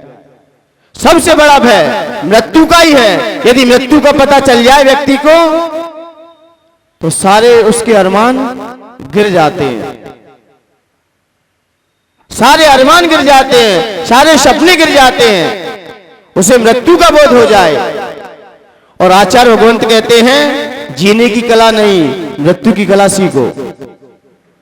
किसकी कला? मृत्यु की कला, क्योंकि मृत्यु की कला ही हमें आगे चल के उठाएगी। हमें इसलिए मुनिराज क्या करते हैं, इस समाधि की तो साधना कर रहे हैं कि जिंदगी में जीना नहीं, जीना तो हर व्यक्ति जी लेगा, लेकिन हर व्यक्ति मरना नहीं। उसका समाधि से मरण हो जाए, उसका जन्म भी सफल हो जाता है, अच्छे से हो जाए। जन्म जयंती हम क्यों मनाते हैं भगवान की? क्योंकि उन्होंने मृत्यु पर विजय प्राप्त की है, इसलिए आज उनकी जन्म जयंती मनाते हैं। लेकिन मृत्यु को नहीं जीते तो उनकी कोई जन्म जयंती नहीं मनाते। मृत्यु को उन्होंने जीत लिया, क्योंकि आपने ही मृत्यु पर विजय प्राप्त की है, और कोई दुनिया में हमें दिखाई नहीं दे रहा है जिसने मृत्यु को जीता हो, जिसने मृत्यु को जीता हो। जन्म जरा मृत्यु, जन्म जरा मृत्यु विनाशनाय। जो आपको गाता है, आपको पाता है, वो जन्म जरा मृत्यु जैसे रोग को भी जीत लेता है। अब आएगा पूजन से जन्म जरा मृत्यु कैसे जीता जाए, वहां पूरा प्रैक्टिकल है। यहाँ तो शब्द से चल रहा है, यहाँ तो क्या है, शब्द के माध्यम से। वहां तो पूरा प्रैक्टिकल खोल दिया जाएगा कि कौन व्यक्ति जन्म जरा मृत्यु को जीत सकता है। सारे, क्योंकि पहला ही छंद है जल का। जब आपकी जन्म जरा मृत्यु नाश हो गई, किसी से पूछना कि आपने जल के बाद जब आपकी जन्म जरा मृत्यु नाश हो गई तो चंदन चढ़ाने की आपको क्या आवश्यकता पड़ी, फिर आपको अक्षय पद की क्या आवश्यकता पड़ी, फिर कामबाण विद्वेषण की क्या आवश्यकता पड़ी। जब सारे रोग ही आपके पहले ही छंद में चले गए, फिर आगे द्रव्य आपने क्यों चढ़ाए, क्यों रखे आपने आगे द्रव्य, क्या लॉजिक है इसका? मुझे लगता है इतने लोग बैठे हैं, कोई रीजन नहीं निकाल सकते इसका। बस परंपरा चल रही है कि शास्त्र जिनवाणी में लिखा है और हम कर रहे हैं, बस ये पता है, दे मुट्ठी और ले छुट्टी, बस दे मुट्ठी और ले छुट्टी। भगवान जाने, हमने तो बस कर दी, अब आप लगाते रहो अपने गणित। इतनी मेरे पास समय कहाँ है, यहाँ तो मरने तक की भी, तो आपकी हम कहां से अर्थ लगाएं? मान्यवर, इससे जन्म जरा मृत्यु ऐसे ही रोग नहीं समाप्त होंगे, और होते भाव से ही, लेकिन कैसे, उसी समय रखे जाएंगे। तो आचार्य भगवंत कह रहे हैं तो हमें समय आपको पाकर भी मृत्यु पर विजय प्राप्त कर सकते हैं, अन्य कोई कल्याणकारी रास्ता हमें दिखाई नहीं दे रहा है। तो इसलिए आचार्य भगवंत ने कहा, यहां पर आपने रत्नगंड साहब का चार के अंदर भी कहा, जब समाधि की वहां पर प्रकरण मिलता है समाधि अधिकार, वहां पर भी एक गाथा आई थी, उसमें कहा पंच जिनेन्द्र समाधिष्ठा, पंच परमेश्वरियों का स्मरण करो, उनका ध्यान करो, उनकी चर्चा करो, उनके बारे में सोचो, उनके बारे में विचार करो। आज नहीं कल मृत्यु को आप भी जीत लोगे, समाधि पर आप भी विजय प्राप्त कर लोगे। इसलिए मान्यवर, वहां भी ऐसी चर्चा करते हुए आचार्य समर्थ भद्र स्वामी ने पंच परमेश्वरियों का ध्यान ही बताया है। क्योंकि मौत होना क्या है, अकाल मौत होना तीव्र पाप का उदय है हमारा। जब कोई तीव्र पाप कर्म का उदय आए, उसी जीव की अकाल मौत होती है। कोई तीव्र भारे पाप कर्म का उदय है, तभी व्यक्ति सुसाइड करने का भाव करता है। तीव्र उसके सत्ता में तीव्र पाप, अचाता वेदनी कर्म बड़ा तीव्र हो, चरम सीमा पे हो, तब व्यक्ति कहीं कदली घात करता है, और पाप कर्म का उदय हो तो मृत्यु हो जाती है। सामान्य पाप कर्म का उदय हो तो क्या हो जाती है? मृत्यु हो जाती। कोई ऐसा पाप कर्म का उदय आया और चला गया। और समाधि पुण्य कर्म के उदय से होती है। कोई तीव्र पुण्यशाली था, वो समाधि करके चला गया। लेकिन दोनों हटा दो, पाप पुण्य, वो ही निर्वाण की यात्रा करेगा। दोनों से रहित होकर ही व्यक्ति निर्वाण की यात्रा करता है। मोक्ष उसी को होता है जब पाप पुण्य दोनों हट जाते हैं। उसको किसकी प्राप्ति होती है? निर्वाण की प्राप्ति होती है। तो भगवान यहाँ पर आचार्य भगवंत ने कहा कि जन्म, मनुष्य जन्म मिला है, ये सौभाग्य की बात है। किसकी बात है? सौभाग्य की बात है। लेकिन मृत्यु आना इस समय की बात है। जन्म मिला ये किसका है? सौभाग्य आपका। और मृत्यु होना इस समय की बात है। ये क्या है? समय की बात है। लेकिन मरण के बाद कोई याद करे, ये अच्छे कर्मों की बात है। मौत के बाद आपको लोग स्मरण करें, लेकिन किससे करेंगे? पहले हमें अच्छे विचार बनाने पड़ेंगे। मैंने कई बार कहा है, अच्छे विचार बनाओ। अच्छे विचार ही व्यक्ति को बाद में याद कराता है। उसकी वाणी अच्छी निकलेगी। अच्छे विचार रखो, क्योंकि दो ही व्यक्ति दुनिया में याद आते हैं, या तो जीवन में कुछ लिखे जाएं या कुछ लखे जाएं। या तो जीवन को लखर जाएं या जीवन में कुछ लिखकर जाएं। आचार्य मान तुम क्यों याद आते हैं? क्योंकि कुछ लिखे गए हैं। आचार्य कुंद कुंद स्वामी क्यों याद आते हैं आज? क्योंकि कुछ लिख के गए हैं। रामचंद्र जी क्यों याद आते हैं? ये लिख के गए जीवन, लोग इन पर लिख रहे हैं, लोग इनके बारे में लिख रहे हैं। तो दो ही लोग दुनिया में याद आते हैं, या तो लख के जाओ जीवन या कुछ लिखे जाओ। बाकी तो सब बांधा सांप बोलते हैं भजन, सांपा बांध के रखो, बांध के डाल दिया जाएगा, कोई याद नहीं करेगा। 13 दिन बाद आपके घर वाले भूल जाएंगे। तो कुछ ऐसा करके जाओ जो सांप हो तो हर कोई पढ़ सके उसे। इसलिए मान्यवर अपनी जिंदगी में आए हो तो ऐसे जाओ, कुछ करके जाओ। नहीं आए और चले गए, क्या किया आपने धरती पर आकर? क्या ऐसा करके गए? लोग याद आते हैं, उसके शब्द याद रह जाते हैं, उसके विचार याद रह जाते हैं, चेहरा बदल जाता है। चेहरा किसी को याद नहीं रहता। भगवान महावीर स्वामी का आपको चेहरा पता है कैसा था? रामचंद्र जी का चेहरा पता है आपको कैसा था? श्री कृष्ण का आपको पता है चेहरा कैसा था? आपने कहीं मीरा को देखा है कि नहीं देखा है? सीता को कभी देखा है कि नहीं देखा है? और फिर भी आज किससे जानना है हम? क्यों स्मरण में है? क्यों हमारे कोई बात करता है तो अपने आप हौसले बढ़ जाते हैं? क्या है ऐसा? आज भी ऐसा लगता है आज भी वो जीवित है, भले ही दुनिया में नहीं है, लेकिन ऐसा लगता है आज भी वो जीवित है।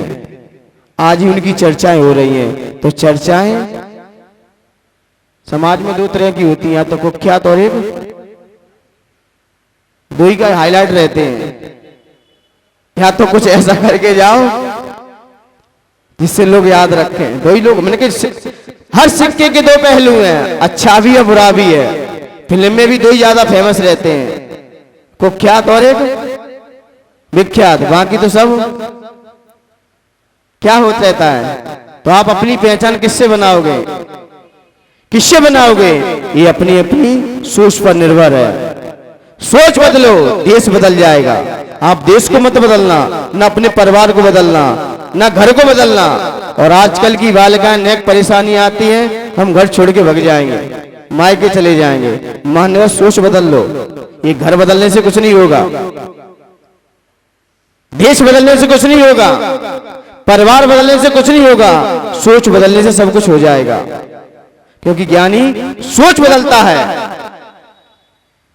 सीता ने क्या बदला था अपना? सीताएं थी, जितनी भी सतियां उठाओ उनका चारित्र पूरा। क्या बता उन्होंने अपना? रामचंद्र जी जैसे महापुरुष थे, आज स्मरण क्यों आते हैं? सोच बदला उन्होंने अपना। सोच बदला तो देश बदलेगा, परिवार बदलेगा, और अकेला मोदी कुछ नहीं कर लेगा। सबको मिलके चलना होगा, मिलके साथ रहना पड़ेगा और सोच को बदलोगे तो आचार्य भगवंत ने कहा कि हम मृत्यु को भी जीत सकते हैं। तो यहाँ पर 5 चर्चा करते हुए आचार्य भगवंत ने कहा तमसा पुरस्ताद, आदित्य वर्ण वाले, निर्मल और तमसा और मृत्यु पर भी विजय प्राप्त करने वाले श्री मान्यवर, यहाँ पर आप निर्मल हो, ऐसा आचार्य भगवंत ने अपनी चर्चा करते हुए कहा। फिर तो हो गया होगा, क्या कहा, हे भगवान आपको मुनिजन श्रेष्ठ मानते हैं। एक श्रेष्ठ और ज्येष्ठ में भी अंतर है। ज्येष्ठ उसे कहते हैं उम्र से बड़ा होता है और श्रेष्ठ उसे कहते हैं जो दिमाग से बड़ा होता है। श्रेष्ठ दिमाग से बड़ा होगा और ज्येष्ठ शरीर से बड़ा हो सकता है। अकल बढ़िया वयस, व्यक्ति उम्र से बड़ा नहीं होता, व्यक्ति अकल से बड़ा होता है। क्योंकि रावण भले ही बलशाली था, बहुत बलशाली था, लेकिन रामचंद्र जी श्रेष्ठ थे। कमठ कौन था, ज्येष्ठ था, लेकिन मरुभूति श्रेष्ठ थे, भले ही छोटे थे मरुभूति। और कमठ क्या था, बड़ा भाई था, लेकिन वो ज्येष्ठ है लेकिन श्रेष्ठ नहीं है। श्रेष्ठ तो बुद्धि से होता है, ज्येष्ठ होना सरल है लेकिन श्रेष्ठ होना पुरुषार्थ का काम है, विचारों का काम है। इसलिए मान्यवर ज्येष्ठ में मत जाइए, श्रेष्ठ होने का विचार कीजिए। आप श्रेष्ठ होने का विचार करोगे तो ज्येष्ठता कोई काम की नहीं है, श्रेष्ठता ही काम की है।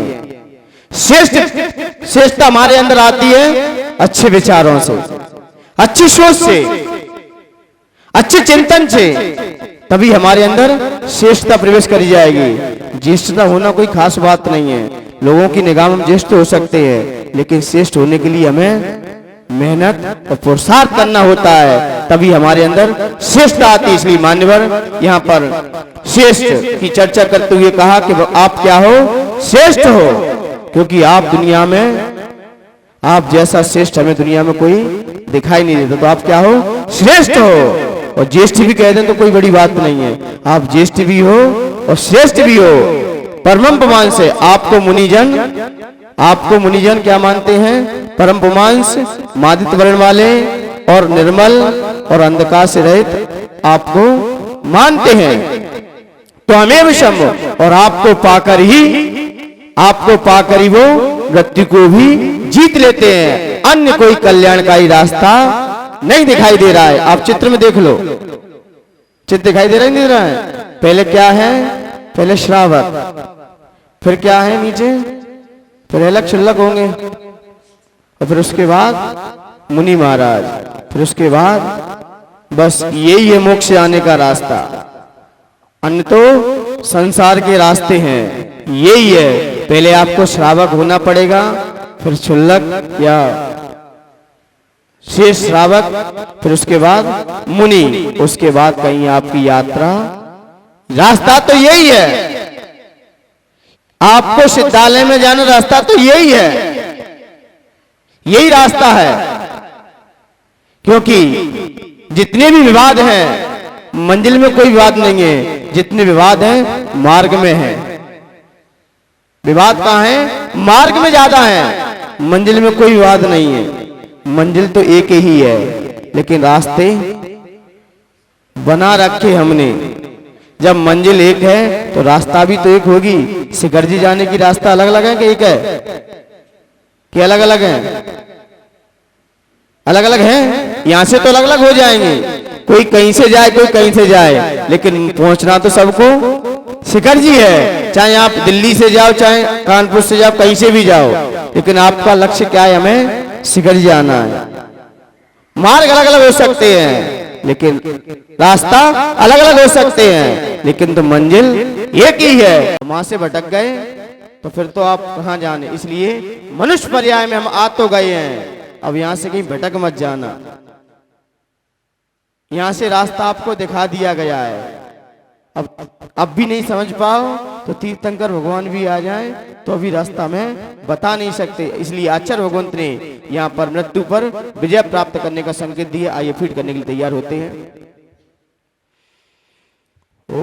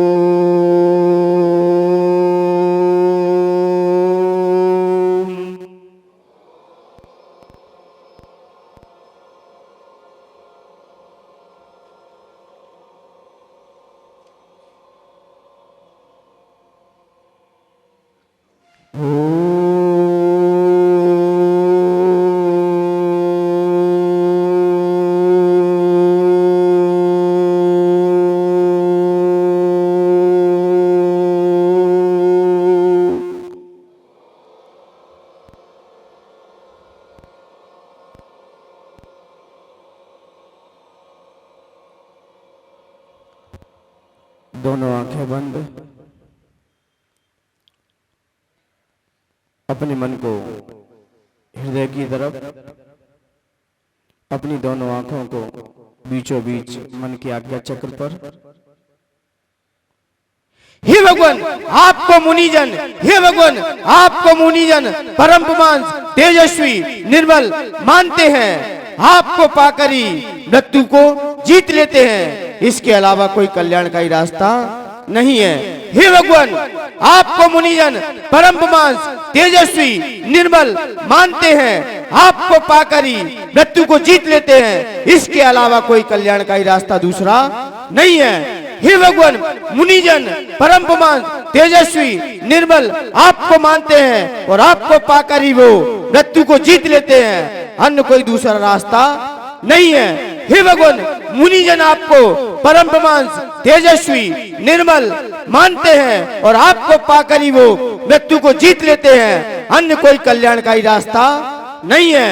हे भगवान आपको मुनिजन परम पुमांस तेजस्वी निर्मल मानते हैं और आपको पाकर ही वो मृत्यु को जीत लेते हैं, अन्य कोई कल्याणकारी रास्ता नहीं है। मेरे साथ बोलना, हे भगवान आपको मुनिजन परम पुमांस परम पुरुष तेजस्वी निर्मल मानते हैं, आपको पाकर ही मृत्यु को जीत लेते हैं, इसके अलावा अन्य कोई रास्ता नहीं है, इसके अलावा अन्य कोई कल्याणकारी रास्ता नहीं है। हे भगवान मुनिजन आपको परम पुमांस तेजस्वी निर्मल मानते हैं, आपको पाकर ही मृत्यु को जीत लेते हैं, अन्य कोई कल्याणकारी रास्ता नहीं है। आंखें खोल लीजिए, हाथों को मलिए और आंखों पर लगाइए।